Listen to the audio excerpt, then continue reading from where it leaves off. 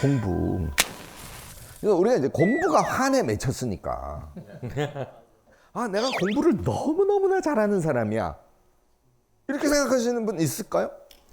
없죠.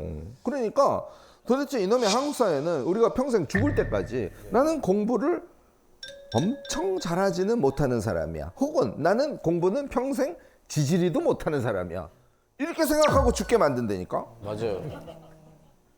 이거를 왜 안 뛰어넘고 사냐고. 주관적 자기 생각은 나는 공부 못하는 사람.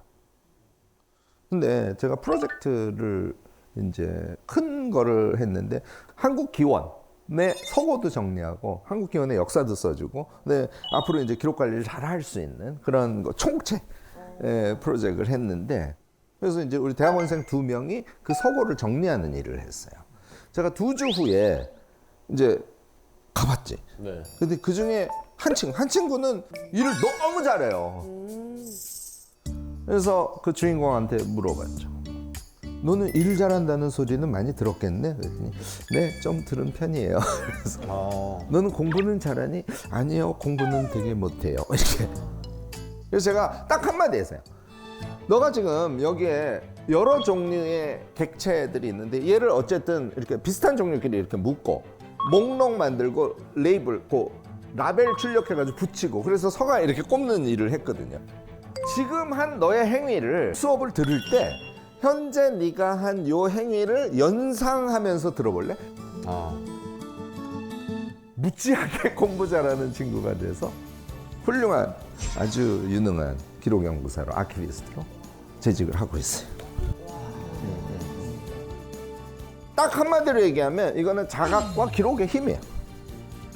평생 우리가 공부를 해야 돼요. 그래야 우리가 지속적으로 성장할 수 있습니다. 우리가 평생을 공부하면서 삶을 살아갈 때 가장 중요한 수단은 사실은 책입니다. 요즘에는 인터넷도 좋고 온라인 강의 이런 것도 되게 좋습니다. 다 책과 같은 존재들이에요. 속성 같습니다. 매체가 다를 뿐이지. 그래서 책을 잘 읽는 우리의 습관을 몸에 붙이는 것이 이제 엄청 중요합니다. 그러면 자기 나름대로 특성 같은 게 있으세요? 책을 읽을 때 나는 이런 특징이 있다? 저는 정말 책을 가까이 하고 싶은데 약간 울렁증이 있을 정도로 부쩍 지나가면 자꾸 자고 있더라고요. 그래서 저는 책을 읽을 때 저한테 와닿는 문장이 있으면 저는 또 책을 되게 깨끗하게 보거든요. 어차피 2장밖에 안 보니까 안 접어요. 안 접고 이렇게 잘 메모도 안 써요. 두 손으로 찍어 놓는구나. 네, 찍어놔요. 저는 사진으로. 그리고 사진첩을 정리할 때마다 이 좋은 문구를 하나씩 더 보게 되더라고요. 그 정도. 저 같은 경우는 이제 뭐 주로 제일 많이 읽게 되는 게 희곡이나 대본으로 돼 있는 그렇죠. 걸 많이 읽는데, 읽을 때 그 옆에다 뭐 꼭 적고 싶어지거든요. 이렇게 뭐 대사를 뭐 추가하고 싶거나 아니면 다른 단어로 바꾸고 싶거나, 이 문맥에서 조금 더 좋은 표현이나 다른 아이디어가 있을 때 옆에다 꼭 이렇게 적으면서 보는 습관이 있어서 활자로 된 걸 꼭 봐야. 그래서 배우들 대본이 까맣군요. 네, 이게 많이 쓰게 돼요. 이렇게 뭐 더 좋은 대사 같은 거 이런 거 추가하고 싶고. 일단 용어 정의를 하면은 혜정 선생님은 소위 이미지 기억법이라는 네. 거고, 지금 만석 선생님은 지금 말씀하신 게 되게 중요해요. 자기화 독서라고 해요. 그래서 엄청 중요한 작업을 하고 계신 거고. 자기화 독서. 저는 이제 목차를 이렇게 처음에 봐요. 그리고 제가 재밌는 거부터 읽어요. 1페이지부터 보지 않아요. 그래서 어떤 책은 뒤에만 보고 놔뒀다가 다시 끄집어내서 보는 경우도 있고, 그러니까 참고 자료 같은 느낌으로 생각을 해요. 그래서 목차도 제가 필요한 것만 보고 또 덮어놓고, 또 시간 나면 그냥 또 앞에부터 한번 읽어보고, 저는 약간 좀 중구난방으로 읽습니다. 지금 중구난방이라는 용어를 쓰셨는데 이 경우는 궁금증 독서라고 정말 기가 막힌 독서법을 쓰고 계시고요. 이런 독서법이 있습니까? 제가 용어를 붙였습니다. 방금 붙이신 거. 정말 좋은 독서법을 갖고 계신 거예요. 정말요? 제 선생님처럼 읽으셔야 되는 거. 이게 3장에 있는 내용이 궁금하네. 얘를 읽으면 얘를 읽는 것에 의해서 요 앞에 있는 것도 궁금하네. 이렇게 궁금증이 꼬리를 물고 가게 돼 있어요. 그렇게 있습니다. 자기가 궁금한 걸 봐야지. 책을 읽는 게 우리에게 강제가 아니잖아요. 네. 기쁨을 위해서, 지식의 확장을 위해서 읽는 거죠. 네, 맞아요. 맞아요. 그런데 책을 읽었어. 엄청 열심히. 딱 하루 지났는데 책의 제목과 저자의 이름조차 기억이 안 나죠. 안 난다. 네. 이거 우리 전 국민, 전 인류가 겪고 있는 어려움이잖아요. 진짜 인류가 풀어야 할 숙제입니다. 뭐 읽어야 하는 거는 알겠는데. 인지심리학자들이 기억을 이렇게 부릅니다. 인간의 기억은 무언가를 경험하고 난 뒤 자기의 이해와 평가를 저장해 놓고 그걸 기억이라고 부른다. 네, 그러니까 저는 그래서 기억하기 위해서 제 평가를 한 줄을 꼭 적거든요. 네. 뭐 예를 들어서 제가 마이클 샌델의 정의란 무엇인가를 읽고 난 다음에 그 위에 이제 영화 평론가들처럼 한 줄 평을 적어요. 그러니까 그때그때마다 고민하란 얘기, 크크크, 뭐 이런 거. 되게 좋은 것 같습니다. 네. 그다음에 뭐 뇌과학 책을 읽으면 그러니까 기술 개발은 뒤로 갈 수도 있다는 얘기. 허허허. 뭐 이렇게 이제 적어 놓으면 신기하게도 읽었던 내용들이 다시 이렇게 흔들려서 다시 재구성되듯이 나오거든요. 항상 하나씩 붙여 놓습니다. 네. 우리가 독서, 공부 등과 관련해서 체크해야 될 이슈들이 지금 다 나왔거든요. 특히 마지막에 김경일 교수 말씀하신 부분의 정말 핵심은 자기식으로 이해한 것의 엑기스가 내 이 속에 살아있으면 다른 기억들도 우리의 지식으로 들어올 수 있다. 뭐 이런 말씀을 해주신 거고요. 그래서 책을 읽을 때 명시화 기법을 쓰면 엄청 기억하거든요. 책 한 권을 여러분들 다 외워서 10분 만에 책을 쭉 설명할 수 있게 돼요. 너무너무 기대되죠. 오늘 그 기법을 완전히 익히실 거예요. 그런데 답은 너무 심플해요. 오늘부터 책을 읽으실 때 눈동자를 움직이면서 읽어보세요. 눈동자를? 자, 지금부터 왼쪽에서 쭉 눈동자를 움직이면서 읽는 거예요. 시작.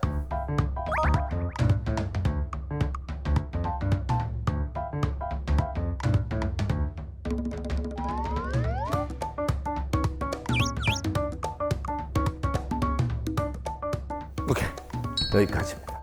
지금 어떠세요? 눈동자를 움직이면서 그동안 책을 읽으셨을까요? 아니요. 눈동자를 왼쪽 끝에서 오른쪽으로 움직여가면서 책을 읽으라 그랬잖아요. 그런데 눈이 이상하게 자연스럽게 안 가. 가다가 거꾸로 가기도 하고 살짝 위로 상향하기도 하고 맞아요. 그런 거 느끼지 않아요? 이거는 눈동자가 독서에 최적화되어 있지 않다는 걸 의미합니다. 이거는 왜 그러냐면 원래 눈의 능력은 저는 사실 여기를 보고 있어도 여기가 보이거든요. 우리의 눈의 능력이 그렇거든. 대체로 책이 보통 글자가 쓰여진 것이 10cm 정도예요. 그러니까 거기에 익숙해진 우리는 책을 볼 때 통으로 봐요. 그러니까 초점이 안 맞겠지. 다시 어느 부분을 집중했다가 또 통으로 봤다가 이렇게 신경이 분산되고 눈동자 자체에 규칙성이 없는 거예요. 그래서 제가 1.5초 정도 속도로 한 행을 읽거든요. 눈동자는 동쪽으로 쭉 같은 속도로 1.5초로 쭉 움직이는데 단어를 스캐닝하듯이 쭉 지나가는 거. 매일 아침 10분씩 제가 하라 그러거든. 1.5초씩 읽으면 10쪽 이상을 보통 읽습니다. 처음에는 제가 타이머 맞추고 하라 그래요. 2쪽 읽었는데 예를 들어서 2분 20초야. 꽝! 그렇게 하면 안 돼요. 1.5초 속도로 가야 되기 때문에 보통 2, 3행 되니까 10분을 매일 연습하면 10쪽 이상을 하실 수 있게 되니까 그거를 하셔야 되는 거예요. 한 2쪽 읽고 됐어 이거 아니에요. 10분. 그리고 눈운동으로 읽는데 뜻이 안 들어온 부분은 거꾸로 가서 다시 보고 안 읽힐 건 거꾸로 가서 의미를 정확하게 파악하고 문단 단위로 이 문단에서 이런 얘기를 했네 이렇게 하면서 읽으시면 됩니다. 그래서 2달 연습을 하면 여러분들은 기가 막힌 독서러가 될 수 있어요. 우리 큰애 이름이 주영인데 책을 엄청 읽어놓으니까 수능 시험을 보는데 지문이 엄청 나오잖아요. 당연히 빠른 속도로 읽죠. 그러니까 맞출 가능성이 높을 거 아니에요. 우리 큰아이가 수능 볼 때 국어 시험이 되게 어려운 시기였습니다. 만점. 뉴스에서 저희가 봤던 그렇게까지는 아니고 사실 근데 책을 읽으면서 공부 잘하는 학생이 될 수 있어요. 정말요? 제가 이걸 생각 독서법이라고 하는데요. 우리가 책을 읽을 때 생각 독서를 한다는 것은 이것을 의미합니다. 순간의 생각. 책을 읽으면서 순간 생각. 아, 이런 내용이네. 그러면 쭉 읽으면 순간의 생각을 여러 번 할 거 아니에요. 얘를 쭉 읽는 거를 생각의 이음, 이렇게 제가 그냥 쉽게 이름을 붙였습니다. 그러면 여러분들 책을 읽으면서 고개를 드세요 혹시? 책에 있다가요? 저는 이제 이해 안 될 때 한 번씩 드는 것 같긴 한데 이게 뭔 말이지 이러고. 사실 실제로 머리를 들라는 얘기는 아닐 수 있어요. 사람의 습성에 따라서 밑을 보고 그런 얘기구나 이럴 수도 있고 이렇게 해서 이럴 수도 있고 책을 보면서 그런 얘기구나 이렇게 할 수도 있죠. 근데 책을 읽은 것을 그냥 버리지 말고요. 순간순간 이런 내용이구나 하고 순간에 생각을 해주는 거. 그다음에 세 쪽 읽고 이런 얘기 저런 얘기 저런 얘기 저런 얘기 저런 얘기 이렇게 생각을 이어져. 그러다가 스스로 맥락이란 걸 이해하게 되고 그것에 의해서 생각력이 엄청 발전하고. 제가 이제 이렇게 얘기를 하면 아이고 교수님 그 생각을 나도 해보려고 했는데요. 세 쪽 읽고 앞에 뭔 내용이었지? 다시 가서 봐야 되고. 그래서 결국은 짜증나서 교수님 때문에 책을 더 못 읽게 됐어요. 이런 분들이 꼭 나와요. 그러니까 첫날은 요 앞에 페이지에 읽었던 게 기억이 안 나서 다시 보고 했네. 사흘을 했더니 똑같은 반복을 한 거예요. 근데 요번엔 앞에 페이지가 기억이 나네. 20일을 했더니 이제는 책을 최소한 10쪽 읽은 것은 생각의 이음으로 내가 이 얘기 되네. 이게 반복에 의해서 자신의 상태를 차이나게 만들어주는 과정이에요. 뭐 예를 들어서 교수를 오래 하면 50명이 앉아 있어도 단 한 명도 놓치지 않고 다 쳐다봐요. 대학에서 이제 강의를 하면 강의가 끝나면 난리가 나. 와 끝났다 이러면서 와 끝났다 이러면서 그런데 거기 꼭 이상한 학생들이 있어요. 수업이 끝났어. 다 난리가 났어. 얘만 정 교수는 오늘 이 얘기를 하고 맞아 그 다음에 이 얘기하고 여기서 이 부분 되게 중요할 것 같아. 오케이 그 다음에 하고 이제 같이 나와. 요 한 끗 차야. 요게 공부 잘하는 학생. 진짜 한 끗 차이네. 걔를 생각을 쭉 이어보는 거야. 첫 번째 수업에서는 이게 핵심 저거 핵심. 이러면 그와 관련된 다른 자료들을 읽을 때도 너무 쉽게 읽히고요. 공부가 일단 재밌어집니다. 그래서 지금 말씀드린 게 생각 독서를 반복에 의해서 능력을 키운 상태에서 메모 독서로까지 이어가는 거예요. 여러분들 요약할 때 책 읽으면서 제가 메모 독서 하라는 건 요약하라는 거잖아요. 요약할 때 힘들어하지 않아요? 와 그거 요약하는 방법을 학교에서 배운 적이 없어요. 없죠. 그러니까 그것도 자기한테 맞게 요약을 해야 되는데 저희 때는 선생님이 주입식 교육이어가지고 자 선생님이 요약해 줄 테니까 적어라고 해가지고 적은 거예요. 맞아. 여기 별표, 그다음에 돼지꼬리 땡땡 뭐 이렇게 하면서 사실 우리가 그렇게 교육을 받았거든요. 심지어는 요새는 아이들이 쓰는 거 귀찮아한다고 다 프린트로 나눠줘. 그러니까 아이들이 실제로 요약하는 걸 경험할 수가 없어요. 요약할 기회가 없으니까. 그래서 책을 읽는데 요약을 하세요 그러면 대부분 공통적으로 하는 질문이 그거예요. 내 요약이 맞나요? 내가 요약이라고는 했는데 확신이 안 들어. 그러니까 이게 맞는지 아닌지 모르겠어.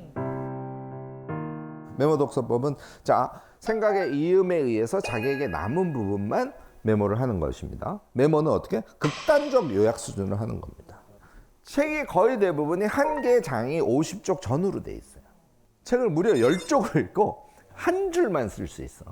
키워드 3개 쓰면 한 줄이 되잖아요. 그리고 또 10쪽 읽고 또 한 줄. 얘를 300쪽짜리 책이라고 치면 한 권을 읽은 다음에 우리가 메모가 몇 줄 나온다? 30줄. 무슨 얘기냐면 책에는 이렇게 쓰여져 있지만 그것을 이해하는 건 자기 마음대로거든. 자기 마음대로인데 5줄 쓴 게 하나의 이야기로 구성될 수 있다면 여러분들은 엄청 잘 읽었다는 걸 의미해요. 요걸 경험하면 요약에는 답이 없구나. 내가 중요하게 생각하는 것이 답이었구나. 그러면 어느 순간부터 자기가 쓴 5줄을 가지고 그걸 서사라 그러는데 자기 스토리를 엮어서 말을 한다니까? 제가 해볼까요? 와. 내가 미움받을 용기라는 책을 읽었더니 공동체 감각이라는 엄청 중요한 철학적 개념이 나오는데 그것을 하려면 자기 수용을 해야 되고 타자 신뢰를 해야 되고 결국은 그럼 우리의 삶의 철학이 타자 공헌적 삶으로 간다라는 이야기를 아들러를 빗대서 키시미치로라는 학자가 이야기를 했단다 얘야. 제가 오늘 얘기한 눈동 독서, 생각 독서, 메모 독서까지.